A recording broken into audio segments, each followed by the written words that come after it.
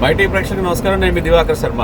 Cones అడ్డంగా పెట్టి ట్రాఫిక్ని restrict చేస్తూ ఇక్కడ సైడ్లో పనిచేస్తున్నారు హైవేలో, అది ఓఆర్ఆర్ అవుటర్ రింగ్ రోడ్లో.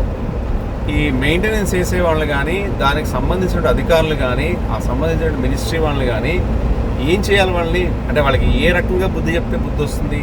ఓఆర్ఆర్ అవుటర్ రింగ్ రోడ్లో స్పీడ్ లిమిట్ 120 కిలోమీటర్స్. 120 కిలోమీటర్స్ స్పీడ్లో వెళ్ళడానికి అవకాశం ఇస్తామనే కదా వాళ్ళు ఆ రింగ్ రోడ్ని ఫామ్ చేసింది. దానికి తగ్గట్టుగానే కదా మన దగ్గర ట్యాక్సెస్ కలెక్ట్ చేస్తున్నారు వాళ్ళు.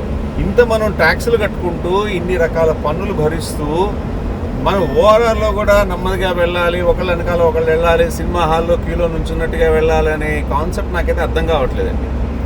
వాళ్ళకి నియంత్రించే వాళ్ళు లేరా, అడిగేవాళ్ళు లేరా, లేకపోతే ప్రశ్నించేవాళ్ళు లేరా, లేకపోతే వాళ్ళ మీద కేసులు వేసేవాళ్ళు లేరా? న్యాయవాదులు ఎవరైనా కొంచెం స్పందించాలి సార్ ఇట్లాంటి విషయాల పట్ల. హైవేలో మెయింటెనెన్స్ అనేది కొన్ని టైమింగ్స్లో మాత్రమే చేయాలి. మొక్కలు కట్ చేయడం కోసం మొత్తం ట్రాఫిక్ని రిస్ట్రిక్ట్ చేయడం, మధ్యలో బ్యారికేడ్లు పెట్టడం, ఈ కోన్స్ పెట్టడం అనేది చట్టరీత్యా నేరం. అది వాళ్ళకి తెలిసే రకంగా చేసి ఎవడో కాంట్రాక్టర్కి ఏదో రకంగా డబ్బులు ఇవ్వడం కోసం ఇలాంటివన్నీ సృష్టిస్తుంటారు వాళ్ళు. అంతేగాని అది నిజంగా అక్కడ అత్యవసరమే కాదు, అక్కడ ట్రాఫిక్ నియంత్రించాల్సిన అవసరం కూడా లేదు.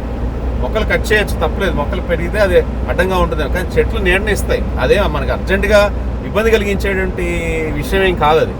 ఎవడో కాంట్రాక్టర్కి, అంటే పార్టీ కోసం పనిచేసిన వాళ్ళు, అడుగు మాడిన వాళ్ళు ఉంటారు, అడుగు స్థాయి వాళ్ళు ఉంటారు, వాళ్ళకి లబ్ధి చేకూర్చడం కోసం ఇలాంటి చెత్త కాంట్రాక్టులన్నీ ఇస్తుంటారు. దీని మూలంగా ట్రాఫిక్ చాలా ఇబ్బందులు కలుగుతుంటాయి. ఇటువంటి వాటిని ఖచ్చితంగా కోర్టు దాకా తీసుకెళ్ళాలి, లేదా తత్సంబంధిత అధికారులకి ఇలాంటి వీడియోలన్నీ చేరవేస్తుంటాయి. నేను ఒక్కడనే కాదు, చాలామంది చేశారు ఇలాంటి వీడియోలు. ఈ వీడియోలు దయచేసి ఆ అధికారులకి, జిహెచ్ఎంసీ వాళ్ళకో లేకపోతే నేషనల్ హైవే అథారిటీ వాళ్ళకో ఎవరికి చేరవేయాలో వాళ్ళకి చేరవేయండి సార్. నాకు తెలిసిన ఎన్హెచ్ఐ వాళ్ళకే చేరవేయాలి. బట్ ఓఆర్ఆర్ కాబట్టి ఈవెన్ మన జిహెచ్ఎంసీకి కూడా మనం ఈ విషయాన్ని తెలియజేయచ్చు. Thank you.